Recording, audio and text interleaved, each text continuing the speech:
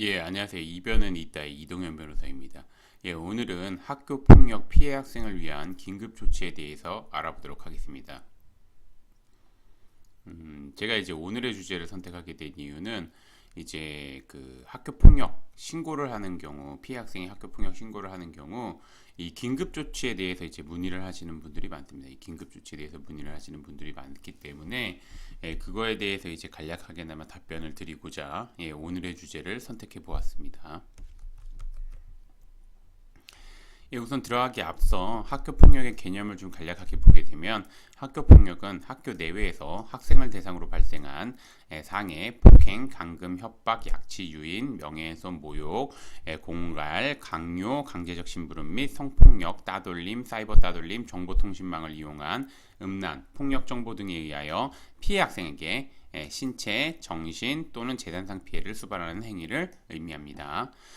지금 보시면 아시겠지만 학교 폭력이라는 개념 자체가 일반적으로 형사 범죄보다는 좀 더 포괄적으로 규정되어 있기 때문에 일반적으로 이제 범죄 잣대로 이제 자꾸 들이대서 이제 판단을 하시는데 그렇게 할 건 아니고 학교 폭력은 다소 포괄적인 면이 있으니까 그러한 부분들 좀 정확하게 아셨으면 좋겠습니다. 그리고 그럼 이제 오늘의 주제인 학교폭력 피해 학생을 위한 긴급 조치에 대해서 한번 구체적으로 알아보도록 하겠습니다. 보시면 학교폭력 예방 및 대책에 관한 법률, 여기에는 이제 학교폭력과 관련된 모든 법률이 제정돼 있죠. 여기 그러니까 모든 규정들이 있죠.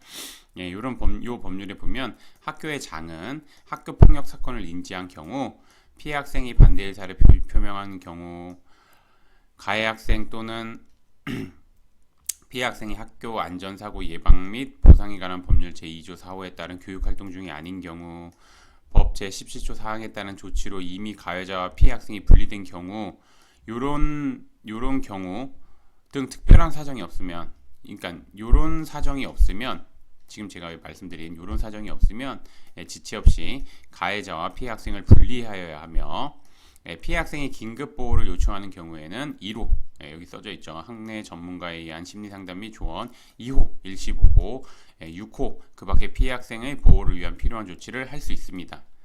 그래서 학교에서 이제 근데 뭐 보시면 요런 조치를 뭐 하는 학교도 있는데 안 하는 학교도 있어서 요런 거를 만약에 안 하게 되면 비록 이제 주어가 학교의 장으로 되어 있지만 이제 학부모님들이 이런 거를 좀 이제 신청을 해가지고 학교 장한테 이런 조치를 내려달라고 할 수 있는 부분이 있으므로 물론 이제 재량이지만 그래도 신청을 하면 대부분 이제 학교의 장 같은 경우는 학교장님이죠. 대부분 받아들여주기 때문에 이런 부분을 좀 적극적으로 어필할 필요가 있습니다. 그래서 보시면 따라서 피해 학생은 학교의 가해 학생과 분리해줄 것을 강력하게 주장해야 할 뿐만 아니라 그 외에 심리 상담 등이 필요한 경우에는 적절한 조치를 취해달라고 적극적으로 어필해야 됩니다. 어필해야지 받아들여집니다.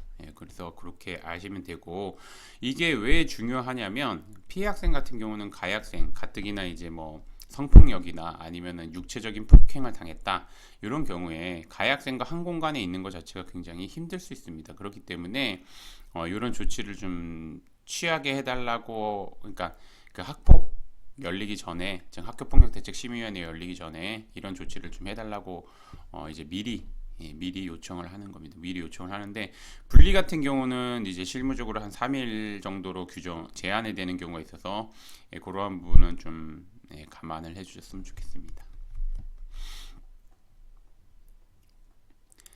그래서 이제 뭐 오늘의 주제를 좀 마무리하자면 학교 폭력은 보시면 아시겠지만 뭐 학교 폭력은 피해 학생에게 지울 수 없는 트라우마를 남기는 만큼 적극적으로 좀 대응할 필요가 있습니다. 이게 과거처럼 이제 학생들의 일로 치부할 거는 더 이상 아닌 것 같습니다. 아닌 것 같고 정말 트라우마로 남는 주변에도 그리고 이제 저랑 상담하는 경우에도 이제 트라우마로 남는 경우가 많기 때문에 그 트라우마로 이제 힘들어하는 부분들을 제가 많이 들었기 때문에 이게 생각보다 되게 큽니다.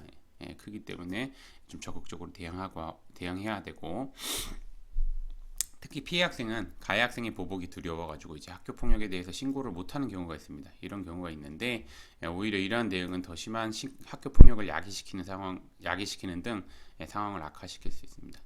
따라서 학교 폭력 피해를 당한 경우 피해 학생은 바로 학교에 신고함과 동시에 긴급 조치를 내려줄 것을 요청해야 됩니다.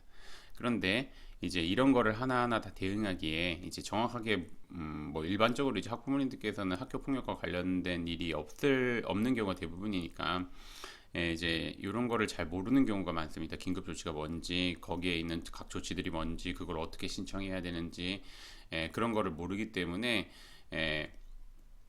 좀 신청을 못 하거나 아니면 이제 학교에서 하는 대로 그냥 따라가는 경우가 대부분이기 때문에 좀 요런 이제 학교 폭력에 휘말리게 되면 섣불리 혼자서 대응하는 것보다는 그래서 이제 법률 전문가 특히나 이제 대한변협에서 인정한 뭐 학교 폭력 전문 변호사님이나 아니면 이제 현재 학교 폭력 대책 심의위원회로 활동하고 있으신 분들 그런 분들 도움을 받아가지고 좀 적극적으로 대처할 필요가 있습니다. 제가 좀 부연을 하자면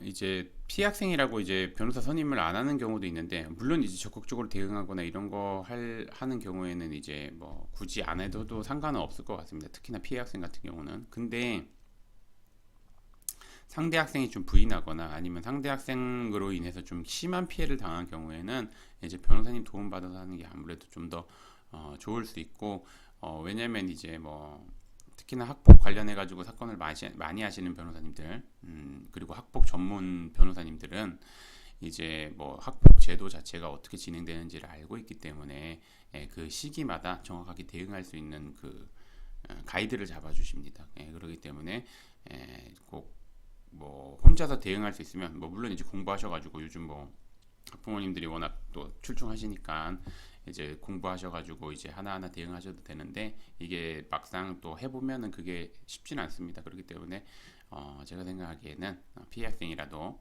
가뜩이나 이제 긴급 조치를 취할 정도로 좀 심한 사안이면은 긴급 조치를 이제 좀 신청해야 할 정도로 이렇게 심한 사안이면 변호사님 도움 받아서 좀 대응할 필요가 있다고 생각됩니다.